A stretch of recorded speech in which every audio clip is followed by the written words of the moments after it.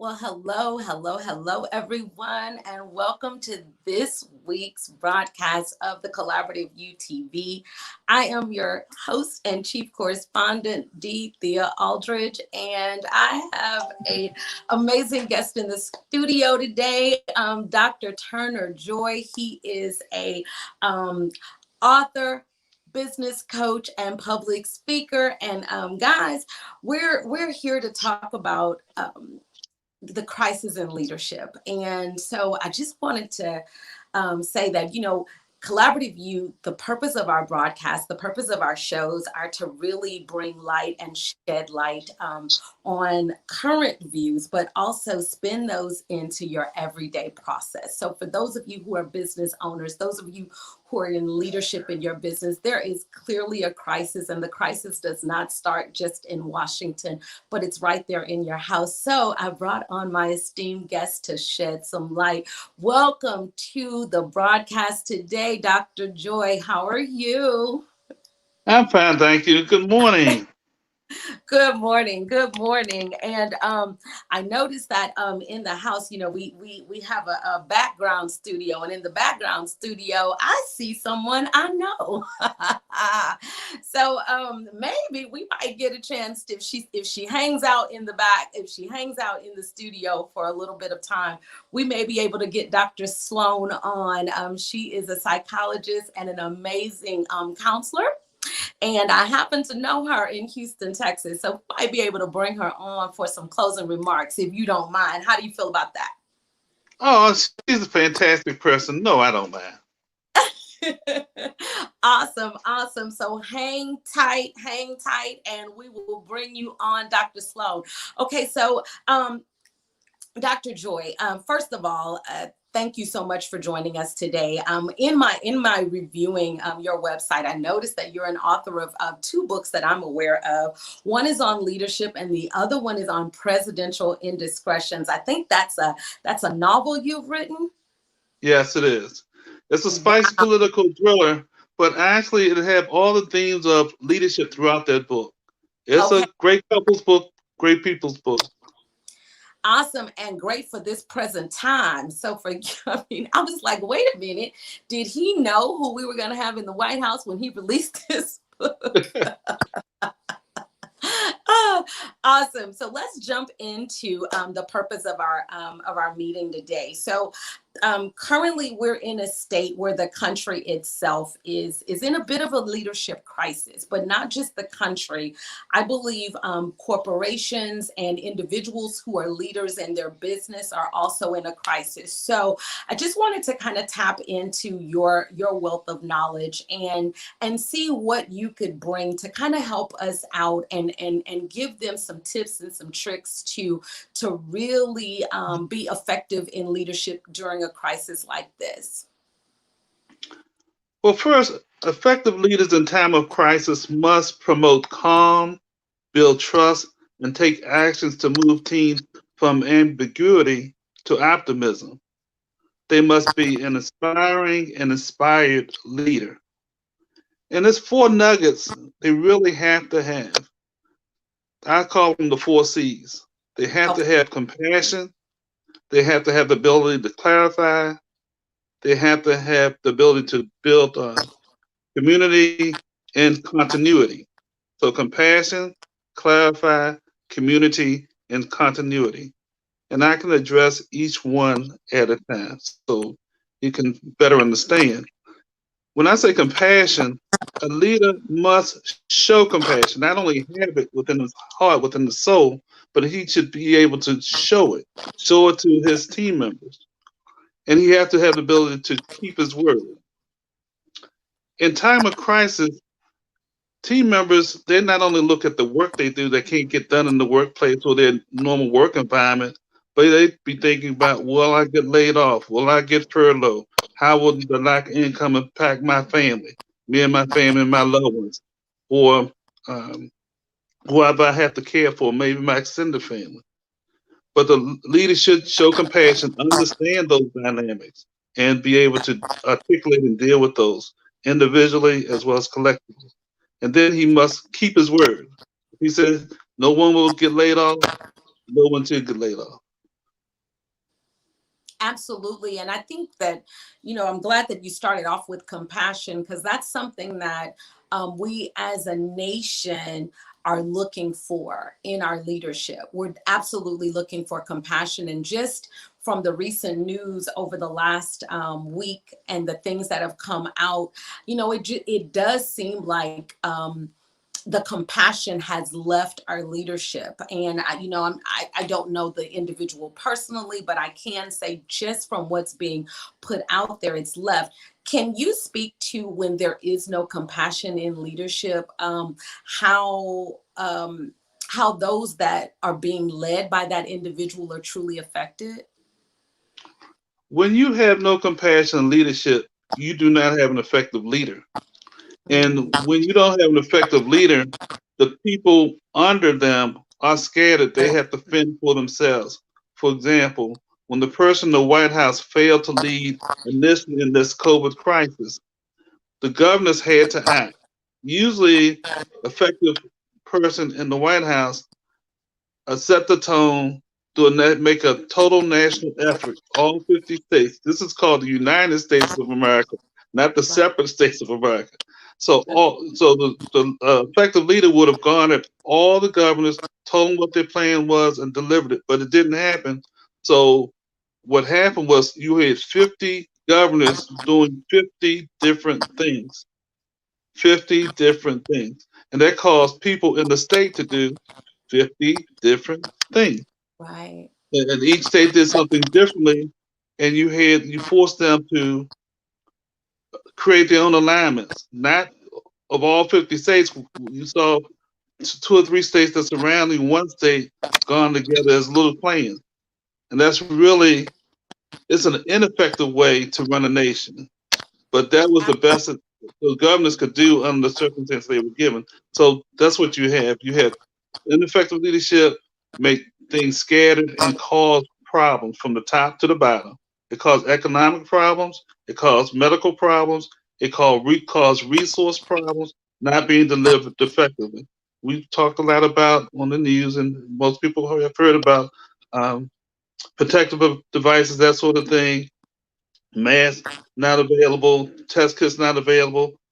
Those things should have been provided by an effective leader and distributed by an effective leader's organization, but it didn't happen. So that's what you have. Ineffective things happen because you have no effective person leading appropriately during the time of crisis. And I really believe that in the it's really a mirror of what sometimes happens even in well, not sometimes, but on a grand scheme happens in corporate America.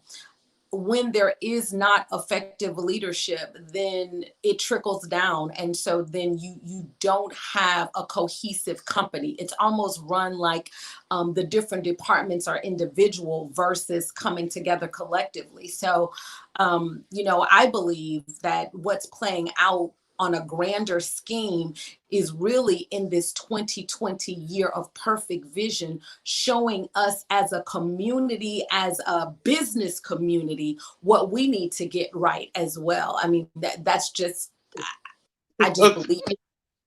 I completely agree, and that's a great segue into my second and third bullet. Um, Clarify. An effective leader have to clarify the problem and articulate a deliberate plan and a wise path forward. Let me say that again. Effective leader must be able to clarify the problem and articulate a deliberate plan and a wise path forward. We have not had that, but in crisis, they have to do that. Have to have a deliberate plan and a wise path forward. They have to have a the ability to ask, follow up, and clarifying questions. We're in a crisis. He should ask his cabinet members, what should we do? What is the plan of action? What crisis plan is already in effect that we already devised that we can put forward to alleviate the problem? Okay, follow up clarifying questions, and then the effective leader should practice active listening. Yeah. Hear what his advisors have to say and respect it. For example, in this administration, you have the CDC, Center for Disease Control. You have National Institute of Health in Bethesda, Maryland. You have Johns Hopkins Hospital, another federal national institution that are well respected. Well respected. You have the head of the CDC giving advice, and you have somebody not taking the advice. And that's in the same administration. You should never have that. If you got people Absolutely. that you appoint to positions of leadership or advisors, you have to respect their advice. They're the medical community. Our Absolutely. president do not have a medical background. He doesn't have a medical background. And none of his degrees is in anything medical. But he got uh, advisors that are well qualified to give prudent advice. But if you don't follow that advice, what do you have? Disruption. And that's what we've had. So if again, effective leaders must ask clarifying questions and practice active listening. That's meaning listening, really sincerely listening to what's being said. Repeat back to the person who's giving you that advice to make sure you're clear on what they have to say, And then paint a clear picture of next steps you'll take as a leader.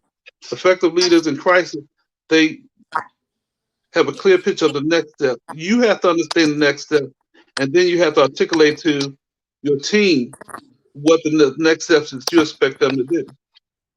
Absolutely. And when you translate that, again, we're using the White House as an example, but the reality is in our businesses, whether you're an entrepreneur running a team of 5, or whether you're a single entrepreneur running your own business and you're hiring coaches, or whether you're a CEO of a company and you have 5, 6,000, whatever people below you, there is a level in which you do have to tap into those people that are at the ground level that have information, take that information and translate it into actionable steps. So absolutely, which then segues us perfectly into your next point, which I believe was community. Yes, but before I go to that, I want to touch on what you just said, which is excellent. Um, the effective leader have to take the temperature in the room and acknowledge the elephants. You know, when there's a crisis, there's problem, and you have to identify the problems, and you have to listen to the people that's dealing with those problems to see what they see, and you have to understand what they see, and then you have to respond to what they see and incorporate their suggestions in your plan. You have to shift their mindset from what happened to a corrective action plan. Because people are upset in the middle of midst of the crisis, but you have to stay calm and you have to be a good listener. And then you have to remind them of their purpose and value. Wow. Every employees are valuable. Everybody brings something to the table. Everybody has different skills that you bring to the table, but you want to tap into the best things that they have to offer, and then you have to involve them, your team members, in creating solutions, Yes. and then ensure the progress happens collectively. Now, you asked about community. Okay, in crisis and uncertainty, people either bind together or they pull apart. Yep. A good leader emphasizes supporting each other. You want them to bind together, bring the talents together to have effective solutions, and then give them opportunity to carry out those solutions. And this is incorporated in your plan and moving forward. You also may have group discussions, email updates, and standard communications one on one, but you have to understand that one on one communication is the best. In a plant where an organization where you have 5, 6,000 employees, yes, you're going to give a lot of emails, a lot of group discussions, maybe over electronic form. Right. However, with your top managers and so forth, you want one-on-one collaboration. You want them to identify what they see, what the problems are, and deal with each one of them effectively. Because some things they may not want to discuss among 5,000 people. It may be Right. something personal to them, and you have to have an open door policy as well. Absolutely. And I like what you said. You want to bind the community together. And that's one of the things that we're seeing not played out so well.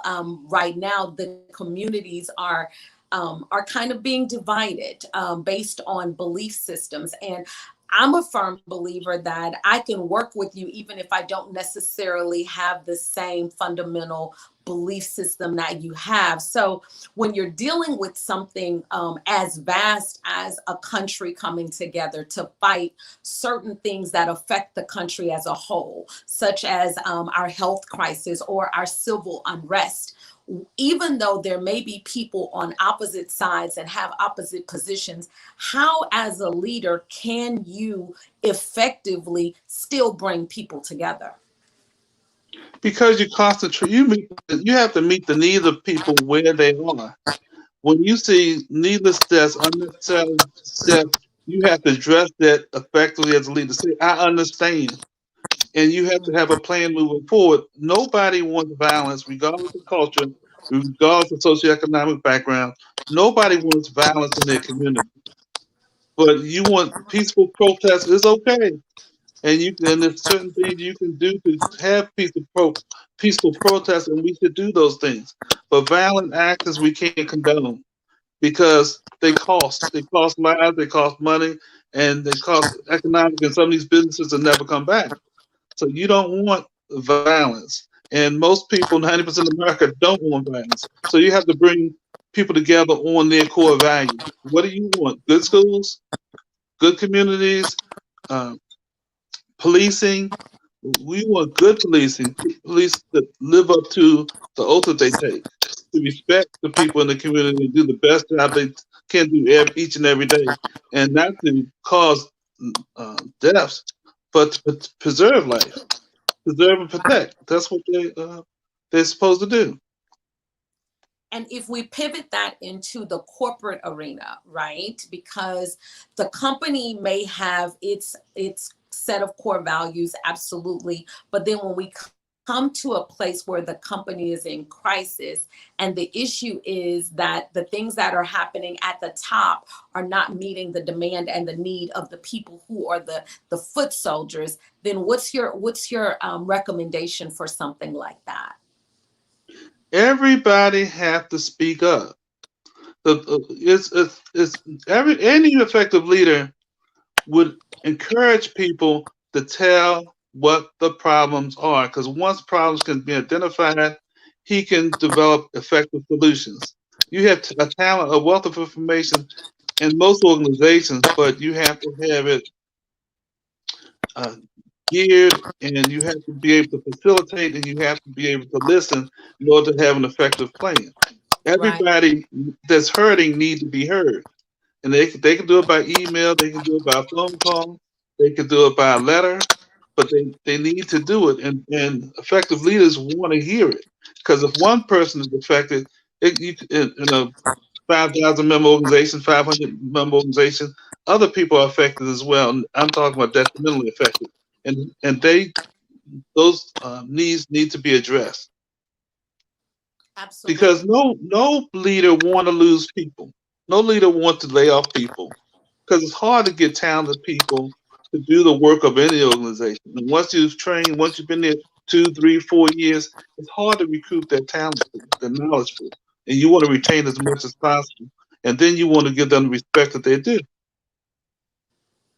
Absolutely, and that those are valid points. And I believe, as a community of leaders, for those of us who are leading organizations, for those of us who are leading our own organization, if it's just us, we do have to take temperature and check with our community, who the people that we are serving, what do they need? Because we could be on our own agenda, and there are things that they need from us, and because we're not taking those temperature checks, I think that makes us ineffective in our businesses. And so, yeah, thank you so much for bringing up that point. So now we'll take a slide into our last point, which is continuity. Okay, a good leader has to examine the current vision and strategy. They must examine the current vision and strategy. Why? To ensure the organization is ahead of the curve. When you have times of crisis, you shouldn't be in disarray. Crisis plan should already be there. How do we respond to different things that can happen? But the thing an effective leader does is look at that plan, tweak it as he or she needs to, and be ahead of the curve. When problems arise, okay, I can address it this way. This is what we suggested in the past that we do when these things occur. But you can tweak it. And suppose in your plan it says supposed to be a fire disaster release or earthquake. What do we do when people have to be displaced and work from home or telework? That sort of thing. How do we effectively communicate with that? What do we, other than telephone, what other mechanisms do we communicate? And how can they communicate with us? And how can we serve these people? Most people get paid electronically, um, but some people still get paper checks. Some people get paid once a month. If you telework and you only get paid once a month, and there's a disruption in that electronic payment, what do you do? How long will it take for the money to reach you? That's those sort of things, real time issues. And if you work from home, do you have a mandate in your previous literature saying no children should be in the house or in the workspace where you work, where you telework? In time of crisis, schools may be closed, colleges may be closed. Those little ones may be in your space. You may have a babysitter within the home. It may not be you, but it's in the home. So is that permissible? Those type of real life issues. So organizations may have a plan, but those plans can be tweaked to meet the needs of the employee or team member as well as the business, just to make sure everything is transitioning smoothly, because you have to be efficient and effective at what you do as a leader. Absolutely. And I think this is, in our last few minutes, I think this is a perfect time for us to see if Dr. Sloan would come in, because and I'm going to bring her in now. Hello, Good beautiful. morning. Oh Good my morning gosh. Oh, good good morning to morning. both Good of you. morning. Really Good enjoying the morning. good morning. I'm really enjoying the conversation. Oh, awesome. Well, I want to introduce you properly. This is Dr. Victoria Sloan, psychologist and amazing in Houston, Texas. I've actually sat on that couch, okay? So, I, so we're talking about crisis, and the last thing that Dr. Joy brought up was continuity. And Mhm, one of the things that has come out a lot, especially with Michelle Obama and a lot of the mhm, other actors and actresses, that they're not okay in this current crisis. Some of them are experiencing depression. Some of them are experiencing mhm. a lot of things that come from just the trickle down effect Sure, of the different changes in our current culture. sure. What could you, as a professional in this area, what kind of light can you shed on this for us?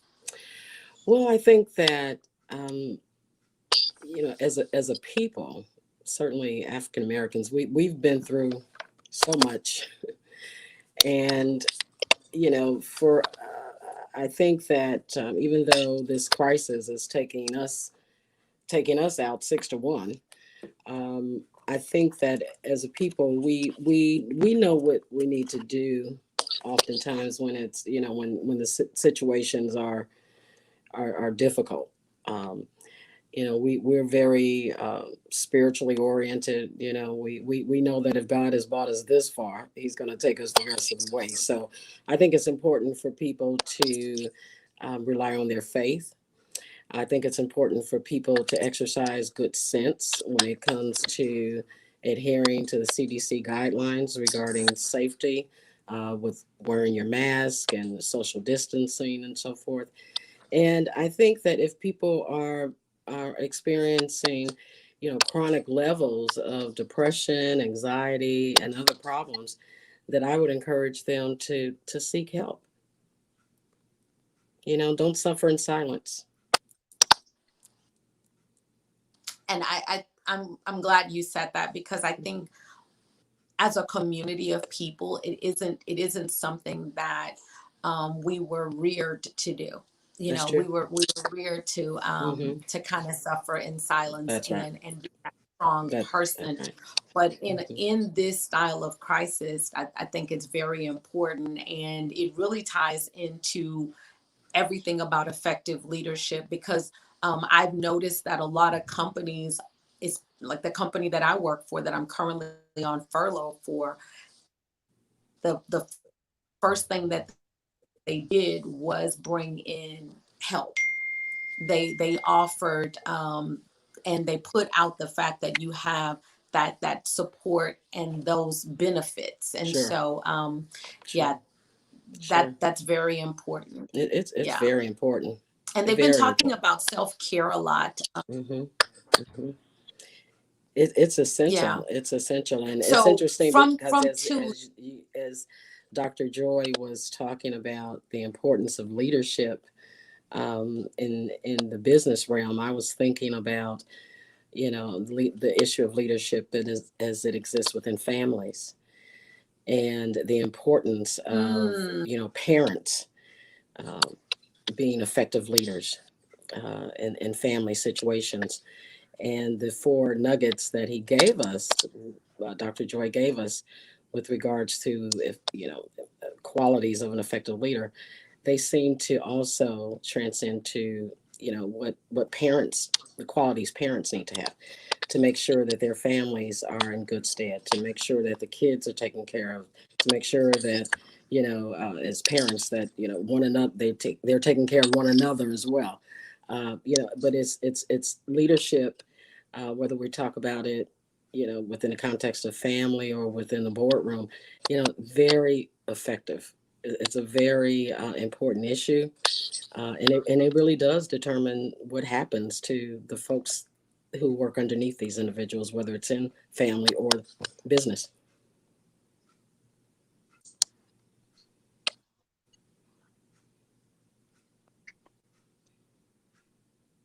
One of the things I can Wow, now that offer. was an amazing point. And I'm so glad you introduced that because you're absolutely right. Compassion. Mm-hmm. I didn't hear you. What'd you I'm say? no, Okay, I'm one not. of the things I was gonna. I'm sorry. Go on. Okay, I didn't catch what you One, said, Dr. Joy, but I think you're absolutely right that the family, those who are in family, you're in leadership. And so, Mm-hmm. go ahead. No, I'm done. okay, one of the things I was gonna say is I have a book, "Discover the Leader in You: Go ahead. Steps to Success." The nuggets in that book give the characteristics of an Uh, effective leader, were you and those. saying something, Dr. Joy? Mm-hmm. Yes, I was saying the other book that I have out is called "Discover the Leader in You: Mm-hmm. Steps to Success." That book capsulized the characteristics of an effective leader. And as Dr. Sloan so eloquently stated, that families have to have leadership within the home. And those traits that's outlined in the book can be translated to the effective leader in the home as well as in business. Mm-hmm. Mm-hmm. And Mm-hmm. it's on my website, Mhm. turnerjoy.net. Anybody can go and check it out, turnerjoy.net. But it's an excellent tool that people can use. Mm-hmm. Absolutely. Absolutely.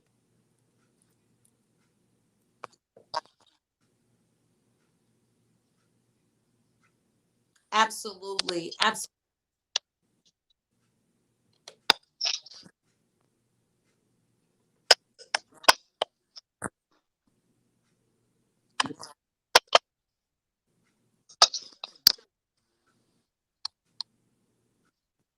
Absolutely. And I certainly appreciate our time has gone by so quickly in our wrap up. I thank you so much, Dr. Turner Joy, and our special pop-in guest, Dr. Victoria Sloan. Thank you so much You're for welcome. It both was of you my joining pleasure. I and for enjoyed you it. I sharing learned a lot.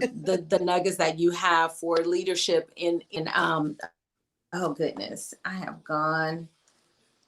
I've frozen. Okay, I think we're back. I'll make sure that I put their information yeah in the video feed. I'll put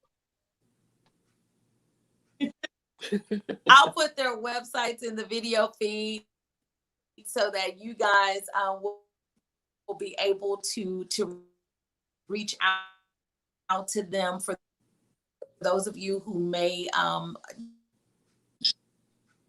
absolutely want